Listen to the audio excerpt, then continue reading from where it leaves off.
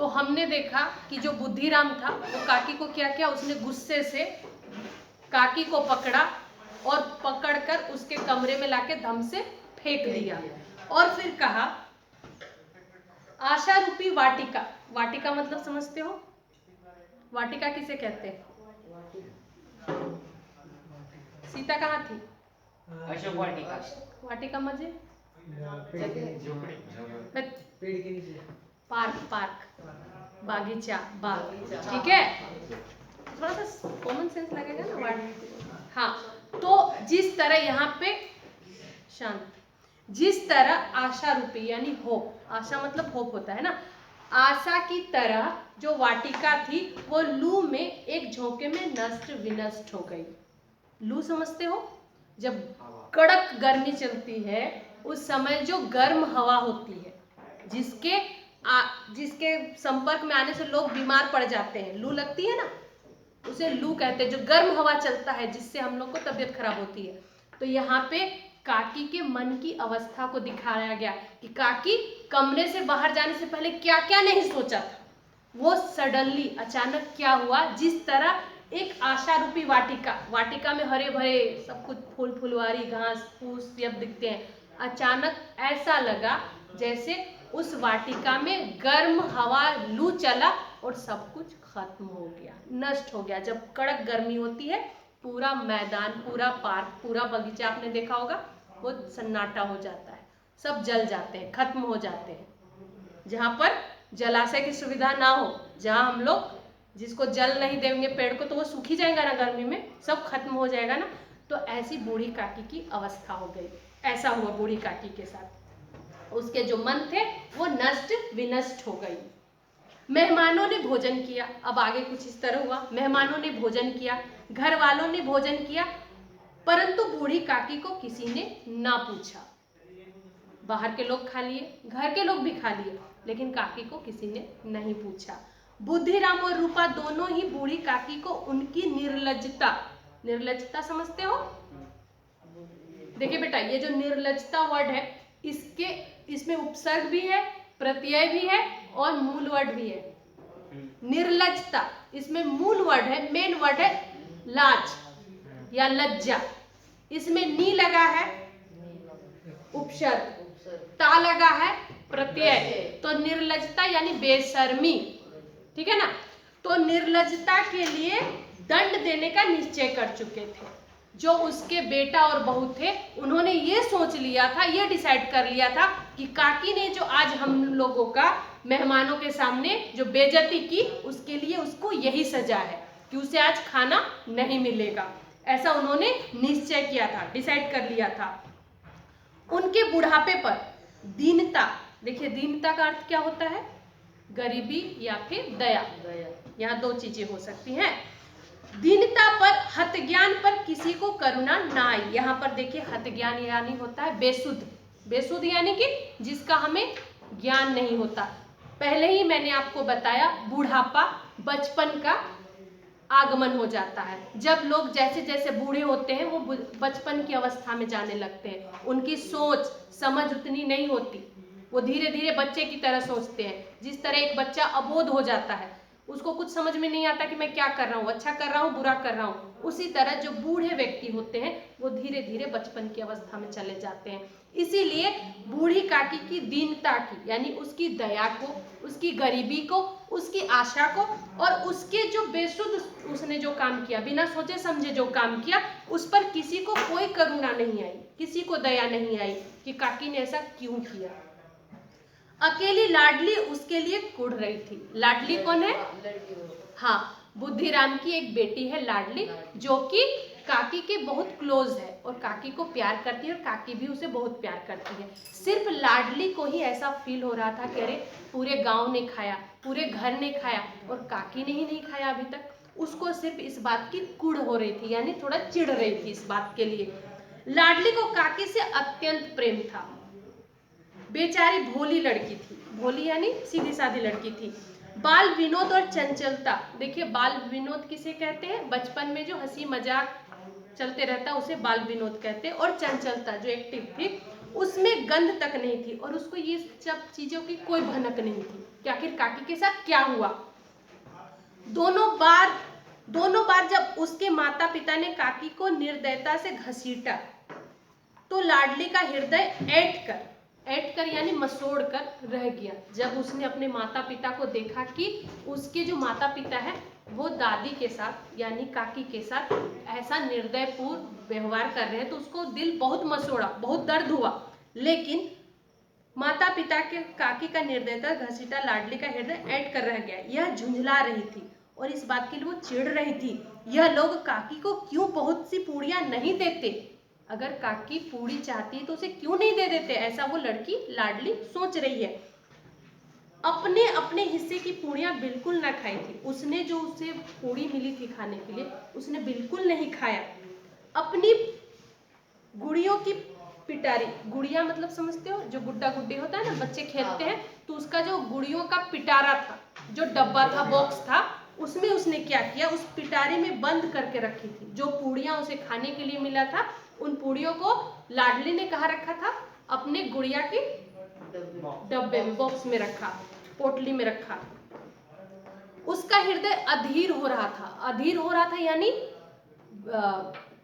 किसी भी काम के लिए हम लोग जल्दी सोचते हैं कि जल्दी हो जाए, अधीर, जिसमें हमें धैर्य ना होता है। वो सोच रही थी कैसे मैं जल्दी से ये पूड़ियां काकी को खिला दूं, ये सोचकर वो अधीर हो रही थी, है ना।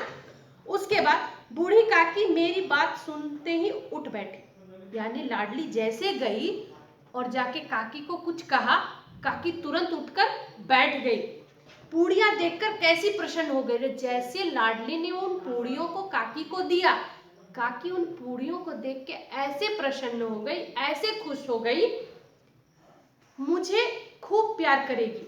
और ये मन ही मन में सोच रही कि काकी को दूंगी, काकी उनको देखेगी, छुएगी और बहुत खुश हो जाएगी और मुझे बहुत प्यार करेगी, मुझे बहुत खुश होगी मुझसे। रात के 11 बज गए थे। रूपा आंगन में पड़ी सो रही थी, थकी हुई थी, वो रात में सोने लगी। लाडली की आंखों में नींद ना थी। वो लाडली क्यों नहीं सो रही थी, उसको तो सिर्फ मन में ये था कि भाई पूड़ियां कब से काकी को खिलाऊं, ये सोचकर उसे नींद नहीं आ रही थी। और रूपा सो चुकी थी। काकी को पूड़ियां खिलाने की खुशी उसे सोने ना देती थी। वो सोच रही थी कि मैं कब से ये पूड़ियां काकी को खिलाऊं। उसने पूड़ियों की पिटारी सामने ही रखी थी। जब विश्वास हो गया कि अम्मा सो रही है, अम्मा का अर्थ होता है मम्मी, ठीक है, जब उसको ये फील हुआ, यह महसूस हुआ कि अब मेरी मम्मी सो चुकी है, तो उसने क्या किया, तो अपनी पिटारी यानी तो डब्बा उठाया और बूढ़ी काकी के कोठरी की ओर चली और उनकी ओर चली गई। सहसा का अर्थ होता है अचानक, है ना। सहसा कानों में आवाज आई। किसकी कानों में आवाज आई, काकी उठो मैं पूड़ियां लाई हूं। ये किसने कहा, लाडली ने कहा। काकी ने लाडली की बोली पहचानी और जैसे ये वर्ड, ये शब्द उसने काकी ने सुने, उसको पता चल गया ये तो लाडली आई है। काकी उठो मैं पूड़ियां लाई हूं। काकी ने लाडली की बोली पहचानी, चटपट उठ बैठी, चटपट यानी तुरंत उठकर बैठ गई। दोनों हाथों से लाडली को टटोला। टटोलना का अर्थ होता है जब उंगलियों की सहायता से हम कुछ छूते हैं, क्योंकि काकी को देखने में भी असहाय है, तो उसने काकी ने लाडली को छुआ, टटोला, और फिर टटोलने के बाद टटोला और उसे गोद में बैठा लिया। गोद समझते हो ना, अपनी गोद में काकी ने लाडली को बैठा लिया। लाडली ने पूड़ियां निकाल कर दी और फिर वो पूड़ियां लाडली ने काकी को निकाल कर दिया। काकी ने पूछा क्या तुम्हारी अम्मा ने दी है, तब काकी ने पूछा क्या तुम्हारी माँ ने भिजवाई ये पूड़ियां, तो लाडली ने कहा नहीं, यह मेरे हिस्से की है। काकी पूड़ियों पर टूट पड़ी यानी आक्रमण, किसी भी चीज पर आक्रमण कर देना, तो वो टूट पड़ी। 5 मिनट में पिटारी खाली हो गई। जो पिटारी में बच्ची ने आखिर पूड़ियां रखी थी, तो उसे कितनी पूड़ियां मिली होंगी, एक दो, एक छोटा बच्चा कितना खाता है, तो उन पर वो टूट पड़ी और वो पिटारा खाली हो गया। लाडली ने पूछा काकी पेट भरा क्या, तो काकी को जब लाडली ने पूछा कि पेट भर गया क्या, तो क्या कहा काकी ने, जैसे थोड़ी सी वर्षा ठंडक के स्थान पर और भी गर्मी पैदा कर देती है, उसी भांति इन थोड़ी पूड़ियों ने काकी की सुधा को इच्छा की ओर उत्तेजित कर दिया था। काकी को भूख लगी थी, काकी को जो इंद्रियां थी वो स्वाद के लिए उत्तेजित कर रही थी कि मुझे चाहिए मुझे चाहिए। और वो बच्चे ने कितना लाया, 1-1.5 पूड़ियाँ लाया, जिससे काकी को, जिस तरह हम लोग एकदम रेगिस्तान में अगर कुछ बूंद पानी गिरा दे तो वह बालू या रेत ठंडा होने के बजाय और गर्म हो जाता है और हीट हो जाता है। उसी तरह काकी का जो भूख था, जो पेट था, उस कुछ पूड़ियों की वजह से और उत्तेजित हो गया, उसकी भूख और बढ़ गई कि मुझे क्यों नहीं दे रहे हैं, ये इतना थोड़ा सा क्यों दिया, इसको और अलग सा जो महसूस हो रहा था, वो गदर उत्तेजित कर रहा था उसकी भूख को। बोली नहीं बेटी, जाकर अम्मा से और मांग लाओ। तो फिर काकी ने क्या कहा, नहीं बेटी मेरे पेट नहीं भरा, और जाओ और अम्मा से मांग के लाओ, अपनी माँ से। लाडली ने कहा अम्मा सो रही है, मैंने सोती है, जगाऊंगी तो मारेगी। काकी ने पिटारी को फिर टटोला। अब काकी ने फिर से उस डब्बे को खोला, टटोला, फिर से छुआ कि कहीं कुछ पूड़ी छूट गई है क्या। उसके बाद उसमें कुछ खुरचन गिरे थे, खुरचन यानी टूटी फूटी टुकड़े गिरे हुए थे, खुरचन गिरे हुए थे, उन्हें निकालकर वो खा गई। बार बार ओठ चाटती, और कभी भी कुछ हम बहुत टेस्टी चीज खाते हैं तो हमारा मन करता है कि अरे फिर से, तो वो मतलब उसको इतना स्वाद लग रहा था कि अपने ओठ को वो चाट रही थी, बार बार चटकारे भरती। हृदय मसोस रहा था यानी उसका हृदय बार बार उसे ये करने के लिए मजबूर कर रहा था, और पूड़ियां कैसे पाऊं, और पूड़ियां मुझे कैसे मिले, चटकारे भरती।